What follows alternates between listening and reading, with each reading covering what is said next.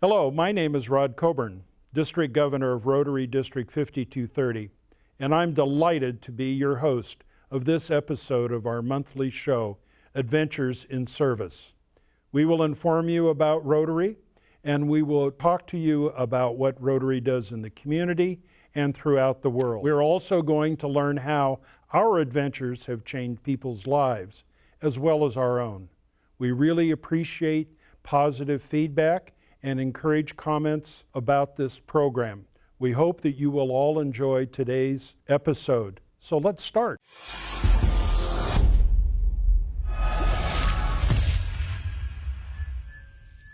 Hi, my name's Oriana Groppetti and I'm with Visalia County Center Rotary, and here's this month's news. The one and only Cultural Arts Club, Cultural Arts Rotary Club of Fresno, California, succeeded to raise $2,662.04 for the Pennies for Polio campaign. The club won the contest for gathering the most pennies out of 54 clubs in our district, that altogether raised $91,968.75.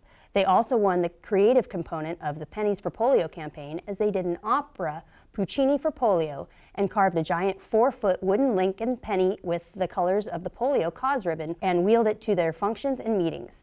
They also baked penny cookies and designed and created their own milk cartons to sell them for fundraising. The club would like to give a special thanks to Rotarian and Pennies for Polio chair, Janisa Noga, whose enthusiasm was contagious, and to everyone who helped make that campaign thrive. Clovis Rotary Club participated in HGTV's TV show Extreme Makeover Home Edition from July 30th to August 4th in Clovis, California. 1 week, one goal, one family's dream come true. Nick Reeder, a firefighter and hero in the community, was told that the community has his back on this one. After 6 days of round-the-clock construction in the Central Valley heat, the Extreme team and community volunteers were proud to have completed the mission. Clovis Rotary was there in full force, donating $1,000 to the project, over 50 hours of manpower to the event. Clovis Rotarians Kevin Peters, Leticia Ramirez, and Mike Guido got down and dirty throughout the week to help ensure that the home was ready for the moment the Reeder family yelled, "Move that bus!" The last piece of news for today is about Monterey County. Every single 8th grader in Monterey County is about to get an opportunity of a lifetime. A free ticket to see Hamilton, the Tony Award-winning hit play at the Orpheum Theater in San Francisco. The endeavor is made possible by Monterey-based Dan and Lillian King Foundation, which was formed in 2011.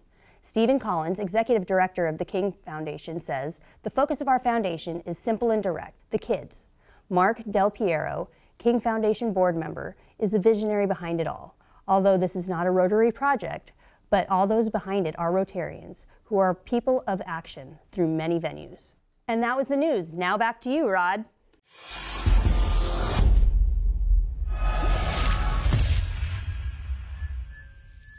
Well, we're back on avenues of service, adventures in service that Rotary are involved in. And it's my pleasure to welcome Lee Brand to this program today, this episode. Lee is the mayor of Fresno. Lee was also a member of Fig Garden Rotary Club until I got too busy downtown to make it out to the north end of town. And Lee was, the year that I was president of my club, I think you got the one of the major awards for the club.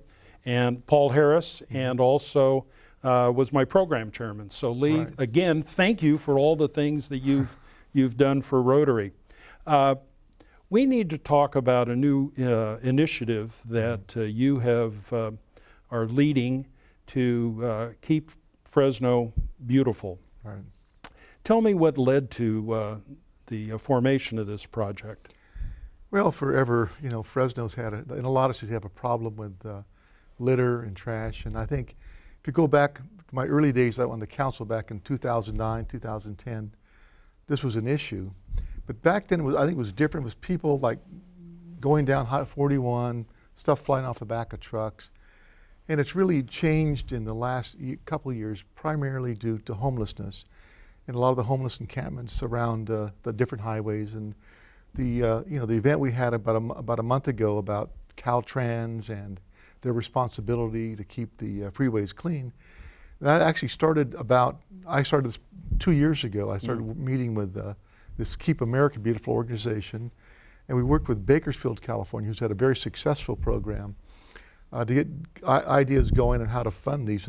So we met with Caltrans, and there's been all this expansion in the last 20 years, 168, 180.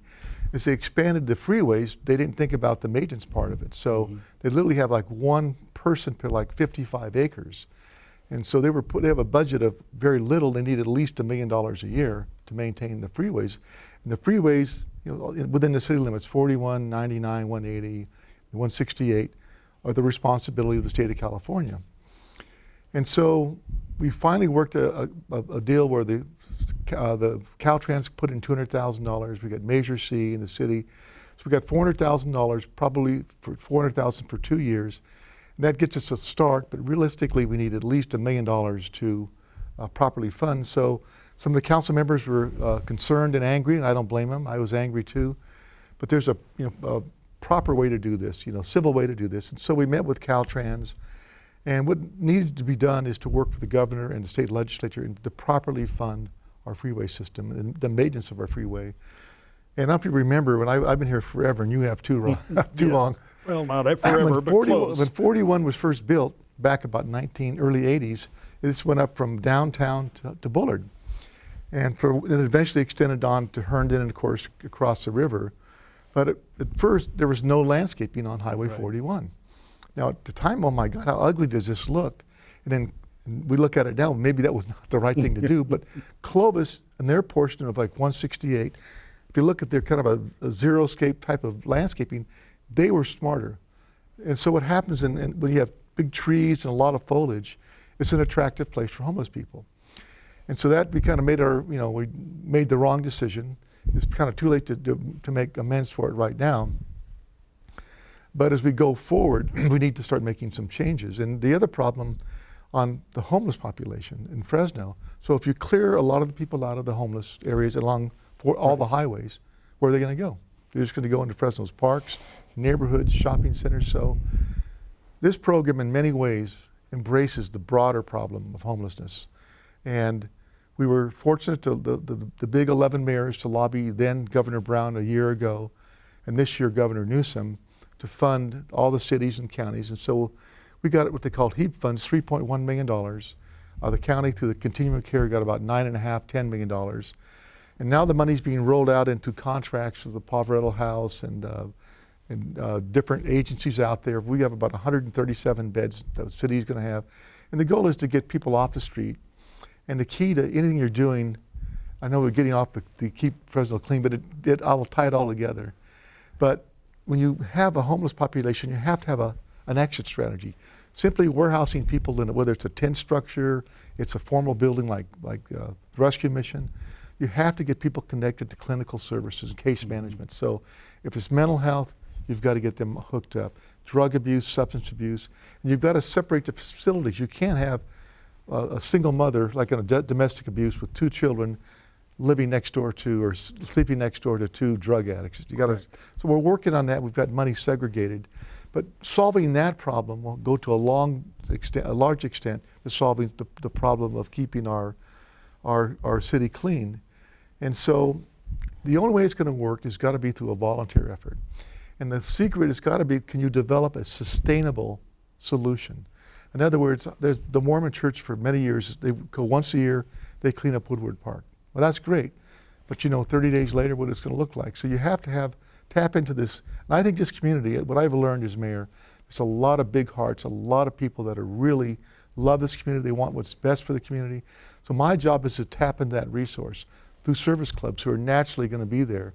And I have a faith-based council that has literally about 120 church members from all denominations and probably represents thousands of parishioners to get, say, certain churches assigned to certain streets, to certain parks, to get Rotary clubs, service clubs, and working with existing, there's like Clean Fresno, some other organizations out there already that are doing this.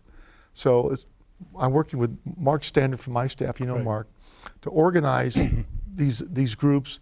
We have to get a 501c with the connected to the national organization, and we're still working with Bakersfield with a goal with the next 3 or 4 months to roll out this effort with a continued effort to really hit the highways, the median islands, the parks, shopping centers, and then employ private sector, nonprofits, and government. And the Fresno would contribute to, with like our sanitation department. So one of the things I met with Clean Fresno recently is they need support services. So you're going to go out and take a section of a highway. They'd have these trucks or vans, and they have like, you know, the baskets, the water. You got to have your potty breaks. It's got to be organized, and logistics have got to be considered. So we're trying to put all this together. It takes money. So we're going to look for donations in the community and other types of ways to get this thing going. But I think it's a good effort for the city of Fresno, because when somebody comes in, like from the airport, the first image they get going down, say, McKinley Avenue, heading towards a hotel or wherever they're going, is going to be, you see a homeless encampment, you see trash scattered along the highway. We got to do a better job. And we're trying to, one of my primary goals, my top of my list is economic development, job creation, to change the narrative of Fresno from this, you know, chronic unemployment, high crime, poor academic performance, and generational poverty, to change that. And having a job and an education are the only two ways you can really make a significant difference. So it all ties in. So when you're talking about philanthropic organizations, nonprofits, such as Rotary, Right. What I heard you say was something about funding, and then also about providing services, about boots on the ground, hands in the gutter, and those kinds of things. Did I hear that there are really two pieces to that? There's several pieces. Another thing is, actually, I've got Bob Nelson from President Unified, working with Clovis Unified, Central Unified. There's schools that want to engage, where they get school people, if they get extra credit, get 10 or 20, say, high school students, they're assigned a certain area of town. I think if you can get it where you got a territory, your job is to keep this street clean, this park clean, it may work better, but I'm just speculating. But it's going to be an assortment of, again, nonprofits, profits, foundation, look for foundation money, government, putting all these resources, faith-based, putting all these resources together on a sustained basis. So we just don't lose steam like so many things you do, unfortunately, in government. Well, you know, in Rotary, we have a lot of activities with high school kids and through our Interact clubs. And we've got, I don't know, can't remember the number right now, but we have close to a dozen Interact clubs in the Fresno area, and they are looking for service projects too. So this might be a way that we can not only have Rotarians involved, but also to have our younger folks that we are in fact mentoring in some fashion. And one of the goals internationally this year for our international president is to have organizations work together, so that Rotary and the Kiwanis Club or Elks or whomever can lever their infrastructure, lever their processes together to be able to work with something like this in the city of Fresno. So what I hear is that this is not just a project to be done in the next 6 months, but this is going to be an ongoing, hopefully forever, project of keeping Fresno more beautiful. Yeah, the initial step is to develop the infrastructure, to get the organization, the logistics, and the support, and then execute a plan, and to keep this a sustained level of service, and like public service announcement, to remind people this is your city, take care of it, take pride in it. You're walking down, you see a wrapper down there, pick it up and throw it away. Part of the deal too, when you go like on homeless encampments too, you have things with safety concerns like needles. So those would be more people trained and more specialized with having the gloves and the proper, equipment to not put themselves in harm's way. So also, as part of this is that the services from the city of Fresno through the sanitation department would be there to help collect the refuse, to provide the grabbers to be able to pick stuff up, and to be able to augment the nonprofit or the agency which is trying to help the city. You get like a big weekend planned. You've got all the organizations after you mapped out certain areas of town. We try to get our sanitation department to be there as a backup as they pick up all. I went down 41 today, and you can see areas where they're bagged up, so they're halfway done. So there's a timeline between how long does those bags stay there, and how long does it take somebody to come by behind them and pick them up. Right. So there's a lot of moving parts here to make it work right. It's not going to be easy. It's going to be hard to do it. And the biggest challenge probably still going to be working with the homeless population. And for us, aside from Keep Fresno Beautiful, moral as well as, imperative to find a way to put a dent in the problem that's basically, a epidemic up and down the state of California. But I've always been the optimist. The glass is always half full.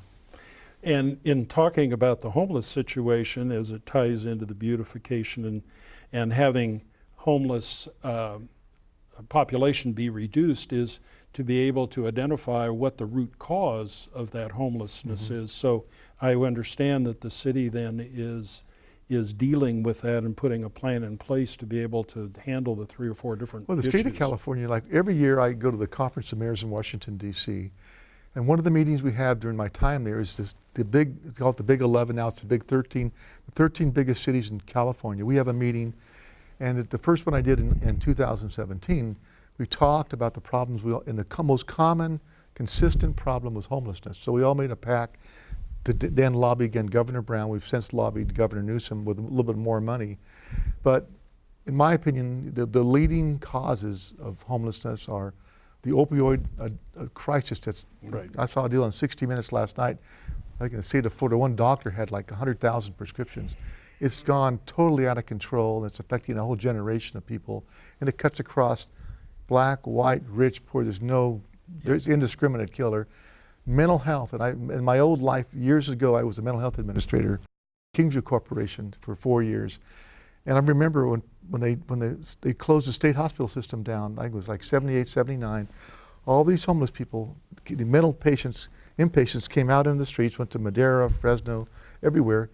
Most of the families didn't want them. That was kind of the inception, of homelessness. And as the Vietnam War and the war in Afghanistan and in Iraq brought more people with PTS and those kind of things, it just sort of fed each other. Then I think the last maybe 2 or 3 or 4 years, the fuel that lit the fire up was opioid addiction, mental health, and probably the third element would be homelessness and this rapid escalation of prices in California, particularly in the Bay Area where you have rents at $3,000 or $4,000 in the bottom end. I was in Palo Alto on a meeting in January, early this year, and we're talking, it's called Valley to Valley Connection. It's myself and Ashley Swearengin, my former mayor, and other people from Fresno selling Silicon Valley people to connect to Fresno for jobs and economic growth. And one of my major pitches was that, I'm looking around me, we're in Palo Alto where the median price of a home is $2 million. Right. I'm looking at the bartender and how are you going to afford to, but they're driving 1, 2, 3 hours to get there. Right. That's dysfunctional. As you come to Fresno, you can locate your business and you'll have your employees driving within 20 minutes. And so there's all kinds of issues related to this. And it's not going to be easy to solve any of these problems, but as long as I'm here, I'll do whatever effort and use my God-given talents and abilities to, at least in this city, this small part of the state of California, to improve the quality of life, because it's a quality of life issue for all of us. Well, I agree with you, Lee, and Rotary is having Mark Standriff, or at least the presidents in the Fresno area, come to a meeting of all of the Rotary presidents to see how we can interface with the program that you're putting together, because that's Rotary connects the world, but it's got to start in your own community right here. Right. So I thank you for coming in and sharing some time with us and sharing your thoughts about what's going on and how nonprofits and organizations like Rotary can assist you in making this a much better community. So one person at a time. Thank you for inviting me. Thanks, my friend. Good to see you again. Likewise.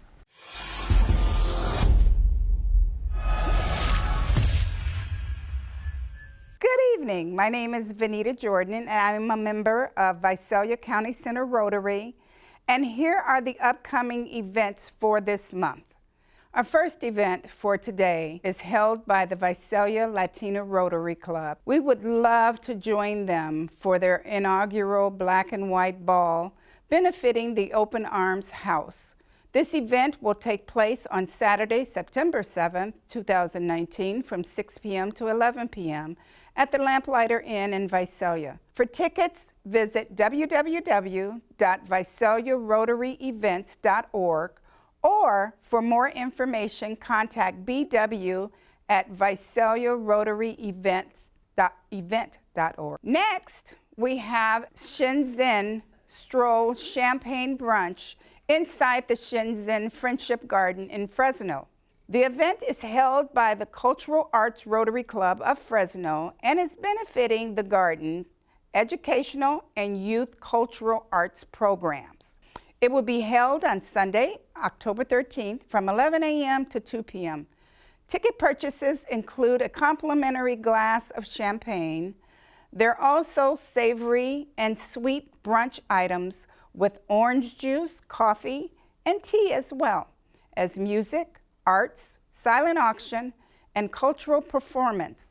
Please visit shenzhenstroll.bpt.me for tickets and information. The third event is held by Selma Rotary Club that celebrates 55 years hosting Selma Rotary Band Festival. They are excited to offer $9,000 in cash prizes again this year as a way of saying thank you for your continued support of our event. The event will be held on October 26th in Staley Stadium in Selma, and the parade will be broadcast live on My Central Valley KAIL. For tickets and more information, please visit www.selmabandfestival.net or contact Shar Tucker at sharhomeloans@sbcglobal.net. Our final event for this evening is the first annual Margarita Tasting and Silent Auction Dinner by Foothill Rotary Club. There will be music by Lindsay High School Guitar Ensemble, as well as special performance by Ballet Folklorico Sierra Linda. The event will be held on Saturday, September 14th from 6 p.m. to 9 p.m. at Lindsay Wellness Center, located at 860 North Sequoia in Lindsay. For more information or tickets, contact foothillrotary@gmail.com. That was our event list for this month. Thank you for joining us. Have a great evening. Back to you, Rod.